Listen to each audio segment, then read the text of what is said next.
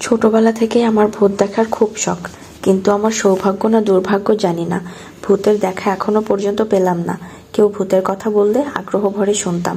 একবার আমার এক জুনিয়র বন্ধু মিন্টু, মানে আমার থেকে বয়সে অনেক ছোট, সে আমাকে তাদের বাড়ি ভোলার চর ফ্যাশনে যাওয়ার জন্য দাওয়াত করলো এবং বলল তাদের এলাকায় নাকি প্রায়ই ভূত দেখা যায়। তখন তাকে নানান প্রকার প্রশ্ন ধরলাম, ভূত দেখতে কেমন, ওরা কখন আসে, কি রূপে আসে ইত্যাদি। ও বলল আমি দেখি নাই, তবে উপস্থিতি টের পেয়েছি। সেটা কিভাবে জানতে চাইলে বলল আপনি আমাদের গ্রামের বাড়ি গেলেই দেখতে পাবেন। এর পূর্বে কিন্তু ও আমাকে অনেকবার ওদের বাড়িতে দাওয়াত করেও নিতে পারেনি। আজ আমি ওর এক কথায় রাজি হয়ে গেলাম। এক শুক্রবার বিকেলে সদরঘাটে ভোলার লঞ্চে দুজনে উঠে বসলাম। সন্ধ্যার দিকে লঞ্চ ছাড়লো। সারা রাত গল্প করে আর ঘুমিয়ে পরের দিন সকাল প্রায় 11টার দিকে চর ফ্যাশনে গিয়ে পৌঁছালাম। তখন লঞ্চ ঘাট থেকে গাড়ির কোনো ব্যবস্থা ছিল না। 3 মাইলের মতো হাঁটতে হবে। হাঁটতে হাঁটতে দুপুরের 12:30টার দিকে ওদের বাড়ি আসলাম। ওর বাবার চাকুরি অবস্থা, সবাই ঢাকায় থাকতো। তখন ওদের ঢাকার বাসায় অনেক গিয়েছি, তাই ওদের ফ্যামিলির সবাই আমার পরিচিত। তারপরও গ্রামের বাড়ি যাওয়া আমাকে অতিরিক্ত আপ্যায়ন করলো। গোসল সেরে দুপুরের খাবার খেতে বসলাম। অনেক আয়োজন। ওর মা বলল কিছুই তৈরি করতে পারে নাই, ছেলেটা আমায় আগে খবর দেয়নি। মিন্টু বলল, মা, মিথ্যা মিথ্যা ভূত দেখানোর কথা বলে এসেছি। এবার বুঝতে পারলাম মিন্টুর প্রতারণা। এখানে বেড়ানো মানে সময় নষ্ট করা। তা যাই হোক, এসে যখন পড়েছি ঘুরে ঘুরে গ্রাম দেখে যাব। দুপুরে খাবার খেয়ে একটু বিশ্রাম নিলাম। বিকেলে দুজন বের হলাম এ বাড়ি ও বাড়ি। এক ছোট্ট গ্রাম্য বাজারে বসলাম। চায়ের দোকানে বসে ওর গ্রামের বন্ধুদের সাথে আলাপ পরিচয় হলাম। আমি 2-1টা কবিতা টবিতা লিখে শুনে আমার কাছে শুনতে চাইলো। আমি হেসে উড়িয়ে দিলাম। বললাম এটা মিন্টুর বানানো কথা। আসলে আমি ভোলা বরিশাল জীবনেও আসেনি তো, তাই এখানকার সমাজ সম্পর্কে একটু ধারণা নিতে এসেছি। ওরা বলল, তাহলে তো আপনি আমাদের সমাজ নিয়ে কবিতা লিখবেন, তাই না? আমি আলোচনা অন্যদিকে ঘুরিয়ে দিলাম। সন্ধ্যার পর বাড়ি ফেরার পালা। জ্যোৎস্না রাত। আমার তো আবার ভূত দেখার শখ, তাই সোজা পথে না গিয়ে অন্য কোনো পথ আছে কিনা জানতে চাইলাম। নদী পার হয়ে একটা বড় পথ আছে জানালো, তবে সেই পথটা অনেক দূরে। আমি সেই পথে যাওয়ার জন্য ওকে তাগিদ দিলাম। অগত্যাও আমাকে নিয়ে সেই পথেই হাঁটা দিল। একটু হাঁটার পরেই বিশাল নদী, মেঘনার মোহনা। কোনো কুল কিনারা দেখা যায় না। বালুচর, মাঝে মাঝে কাশবন। আকাশ মেঘশূন্য, ভরা জ্যোৎস্না, ধুলোবালি শূন্য পরিবেশ, তাই পরিষ্কার সব দেখা যায়। নদীর ঢেউগুলো যেন চাঁদের আলোতে চিকচিক করে উঠছে। হাঁটতে হাঁটতে অনেক দূর চলে এলাম। আর একটু সামনে এগিয়ে হাতের বাঁয়ে 1 কিলোমিটার গেলেই ওদের বাড়ি। নদীর পাড়ে আশেপাশে কোনো বাড়ি নেই। হঠাৎ নদীর ভিতরে ঝপঝপ শব্দ শুনে তাকালাম। মনে হলো দূরে নৌকার মতো কিছু একটা ডুবে যাচ্ছে। আমরা দাঁড়িয়ে পড়লাম। শরীরটা কেমন জানি ভারী হয়ে আসছে। নদীতে টর্চের আলো ফেললাম। জ্যোৎস্না রাতে টর্চের আলো বেশ দূর যাচ্ছে না। কিছুক্ষণ পর চাঁদের আলোতেই স্পষ্ট দেখতে পেলাম কিছু একটা ভাসতে ভাসতে আমাদের দিকে আসছে। বন্ধু মিন্টু আবার পরের উপকারে ঝাঁপিয়ে পড়ে, তাই ও মানুষের মতো কিছু একটা দেখেই নদীতে নেমে পড়ল। কোমর সমান পানিতে নেমে একটি শিশুর লাশ তুলে আনলো। আমরা দুজনে ধরাধরি করে ওপরে উঠালাম। মনে হলো এখনো জীবিত আছে। পেটে চাপ দিয়ে পানি বের করার চেষ্টা করলাম, কিন্তু কিছুই বের হলো না। অসম্ভব সুন্দর চেহারার শিশুটি মারা গেছে। আমাদের ভাবতে কষ্ট হলো। দূরে নদীতে তাকিয়ে দেখার চেষ্টা করলাম, দেখি কোনো জীবিত মানুষের সন্ধান পাই কিনা। না, তেমন কিছু দেখা পেলাম না। শিশুর নিঃশ্বাস প্রশ্বাস পরীক্ষা করলাম, হৃদস্পন্দন দেখলাম, না, জীবনের কোনো আভাস নেই। আরও নিশ্চিত হওয়ার জন্য চোখটা খুলে যেই দেখলাম, অমনি ভয়ে শিউরে উঠলাম। অসম্ভব লাল 2টি চোখ জ্বলজ্বল করছে। এটা কোনো মানুষের চোখ নয়। প্রচণ্ড রকমের ভয় পেয়ে দ্রুত বাড়ির পথ ধরলাম। মিন্টু তো ভয়ে কাঁপছে। ফসলের ক্ষেত ধরে 1 কিলোমিটারের মতো পথ। কোনো বাড়ি নেই। এতটুকু রাস্তা যেন শেষ হচ্ছে না। মনে হচ্ছে এই পূর্ণিমার রাতেও যেন অমাবস্যার অন্ধকার। এক মুহূর্তের জন্যও টর্চ বন্ধ করিনি।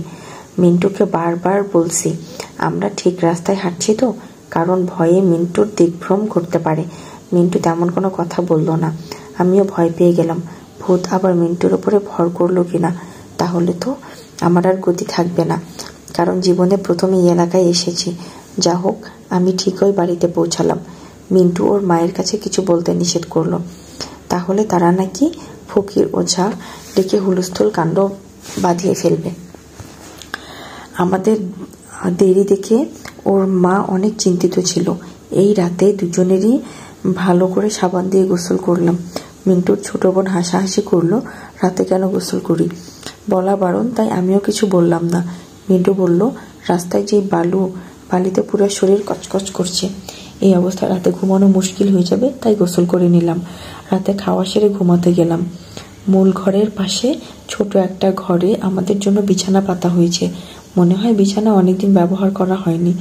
ট্রাঙ্ক-এ উঠানো চাদর, বালিশের কভার সবগুলো তো কেমন একটা মাইটি পোকার গন্ধ গন্ধ ভাব। যদিও যথেষ্ট পরিমাণ ঝেড়ে পুছে পরিষ্কার করা হয়েছে, তারপরেও ধুলো পরিষ্কার করার মতো হয়নি। তাদেরই কি দোষ? তারা তো জানতোই না আমরা আসবো। ওর ছোট বোন গল্প করতে আসলো, ও ফিরিয়ে দিল। বলল, গত রাতে লঞ্চে ভালো ঘুম হয়নি, এখন ঘুমাবো, তুই যা। শুয়ে শুয়ে মিন্টুকে বললাম, কি দেখলাম? মিন্টু ভয়ে ভয়ে বলল, আজ থাক, আগামীকাল ডিসকাস করব। চোখ বুজে আছে, ঘুম আসছে না। মনের ভিতরে শুধু কি দেখলাম করছে। ঘণ্টাখানেক পরেই চোখে ঘুম ঘুম ভাব আসলো। হঠাৎ দরজায় কড়া নাড়ার শব্দে জেগে উঠলাম। মিন্টু ভাবলো মা হয়তো ডাকছে। বিরক্তর ভাব দেখালো, তাই আমি উঠে দরজা খুললাম। দরজা খুলে যা দেখলাম তাতে আমি দাঁড়িয়ে থাকার অবস্থায় নেই। নদীর পাড়ে সেই শিশুর লাশ নিয়ে এক মহিলা হাজির।